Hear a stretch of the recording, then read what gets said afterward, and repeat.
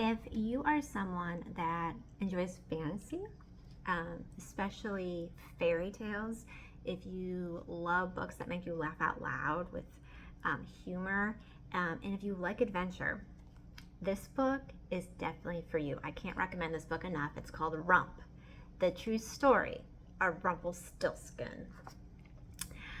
In a magical kingdom where your name is your destiny, 12-year-old Rump is the butt of everyone's joke. But when he finds an old spinning wheel, his luck seems to change. Rump discovers he has a gift for spinning straw into gold, as much gold as he wants. His best friend Red warns him that magic is dangerous, and she's right. With each thread he spins, he weaves himself deeper into a curse. To break the spell, Rump must go on a perilous quest, fighting off pixies, trolls, poison apples, and a wickedly foolish queen.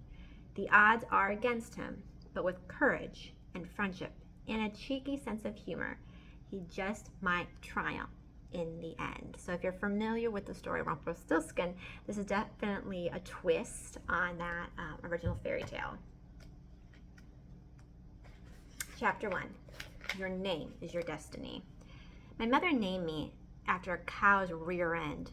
It's the favorite village joke, and probably the only one, but it's not really true. At least I don't think it's true, and neither does Gran. Really, my mother had another name for me, a wonderful name, but no one ever heard it. They only heard the first part, the worst part. Mother had been very ill when I was born. Gran said she was fevered and coughing, and I came before I was supposed to. Still, my mother held me close and whispered my name in my ear. No one heard it but me. His name? Gran asked. Tell me his name. His name is Rump. Gran gave Mother something warm to drink and pried me from her arms. Tell me his name, Anna, all of it. My mother never did.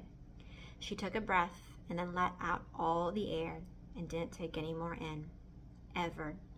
Gran said that I cried then, but I never heard that in my imagination. All I hear is silence. Not a move or a breath. The fire didn't crack, and even the pixies are still. Finally, Gran holds me up and says, Rump. His name is Rump. The next morning, the village bell chimed, and gnomes ran all over the mountain crying, Rump! Rump! The new boy's name is Rump! My name couldn't be changed or taken back, because in the kingdom, your name isn't just what people call you. Your name is full of meaning and power. Your name is your destiny. Well, my destiny really stinks. I stopped growing when I was 8, and I was small to begin with. The midwife, Gertrude, says I'm small because I had only the milk of a weak goat instead of a strong mother, but I know that really it's because of my name. You can't grow all the way if you don't have a whole name. I tried not to think about my destiny too much, but on my birthday I always did. On my 12th birthday I thought of nothing else. I sat in the mine, swirling mud around in a pan, searching for gold. We needed gold, gold, gold, but all I saw was mud, mud, mud. The pickaxes beat out a rhythm that rang all over the mountain. It filled the air with thumps and bumps. In my head, the mountain was chanting, thump, thump, thump, bump, bump, bump, rump, rump, rump. At least it was a good rhyme. Thump, thump, thump, bump, bump, bump, rump, rump, rump. But, hey, but, I groaned as Frederick and his brother Bruno approached with menacing grins on their faces. Frederick and Bruno were the miller's sons. They were close to my age, but so big, twice my size and ugly as trolls. Happy birthday, Butt! We have a present just for you. Frederick threw a clod of dirt at me.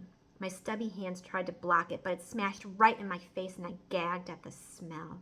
The clod of dirt was not dirt. Now that's a gift worthy of your name, said Bruno. Other children howled with laughter. Leave him alone, said a girl named Red. She glared at Frederick and Bruno, holding her shovel over her shoulder like a weapon. The other children stopped laughing. Oh, said Frederick. Do you love Butt? That's not his name, growled Red. Then what is it? Why doesn't he tell us? Rump, I said without thinking. My name is Rump. They burst out laughing. I'd done just what they wanted. But that's not my real name, I said desperately. It isn't, said Frederick. What do you think his real name is? Says Bruno. Frederick pretended to think very hard. Something unusual. Something special. Cow rump. Baby rump, said Bruno. Rump roast. Everyone laughed. Frederick and Bruno fell over each other, holding their stomachs, while tears streamed down their faces. They rolled in the dirt and squealed like pigs. Just for a moment, I envied them. They looked like they were having such fun, rolling in the dirt and laughing. Why couldn't I do that? Why couldn't I join them? Then I remembered why they were laughing. Red swung her shovel down hard, so it struck in the ground right between the boys' heads. Frederick and Bruno stopped laughing. Go away, she said. Bruno swallowed, staring cross-eyed at the shovel that was just inches from his nose. Frederick stood and grinned at Red. Sure, you two want to be alone. The brothers walked away, snorting, falling over each other. I could feel Red looking at me, but I stared down at my pan. I picked out some of Frederick and Bruno's present. I did not want to look at Red. You'd better find some gold today, Rump, said Red. I glared at her. I know, I'm not stupid. She raised her eyebrows. Some people did think I was stupid because of my name, and sometimes I thought they were probably right. Maybe if you have only half of a name, you only have half a brain. I kept my eyes on my pan of mud, hoping Red would go away, but she stood over me with her shovel like she was inspecting me. The rations are tightening, says Red. The king. I know, Red. Red glared at me. Fine, then good luck to you. She stomped off, and I felt worse than when Frederick and Bruno threw poop in my face. Red wasn't my friend exactly, but she was the closest I had to a friend. She never made fun of me. Sometimes she stood up for me, and I understand why. Her name wasn't all that great either. Just as people laugh at a name like Rump, they fear a name like Red. Red is not a name. It's a color, an evil color. What kind of destiny does that bring? I swirled mud in my pan, searching for a glimmer. Our village lives off the mountain's gold, what little there is to find. The royal tax collector gathers it and takes it to the king, King Barf. If King Barf is pleased with our gold, he sends us extra food for rations. If he's not pleased, we are extra hungry. King Barf isn't actually named King Barf. His real name is King Bartholomew Archibald Runegold Fife.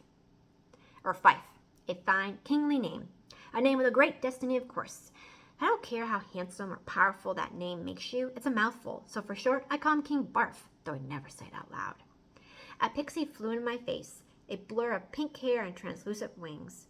I held still as she landed on my arm and explored.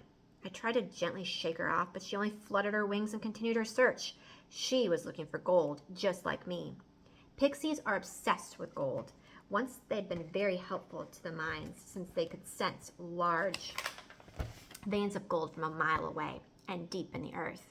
Whenever a swarm of pixies would hover around a particular spot of rock, the miners knew precisely where they should dig. But there hasn't been much gold in the mountain for many years. We find only small pebbles and specks. The pixies don't dance and chirp the way they used to. Now they're just pesky thieves trying to steal what little gold we find, and they'll bite you to get it. Pixies are no bigger than a finger, and they look sweet and delicate and harmless with their sparkly wings and colorful hair, but their bite hurts worse than bee stings and squirrel bites and poison ivy combined, and I've had them all.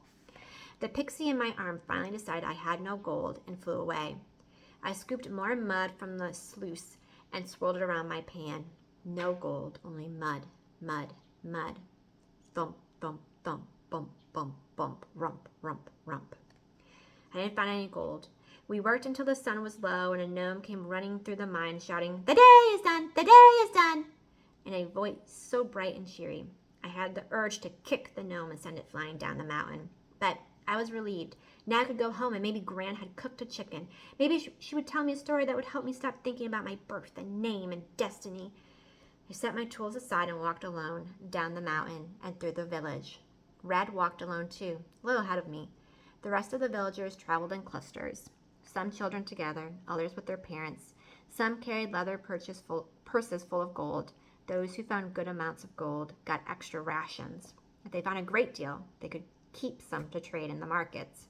I had never found enough gold even for extra rations. Pixies fluttered in front of my face and chirped in my ear, and I swatted at them. If only the pixies would show me an amount of gold in the earth, then maybe it wouldn't matter that I was small. If I found lots of gold, then maybe no one would laugh at me or make fun of my name. Gold would make me worth something. I wonder why the pixies tend to fly around him so much. Interesting. Because like I said, if you're into fairy tales and one that's definitely got a twist to it and lots of humor and adventure, I definitely recommend Rump.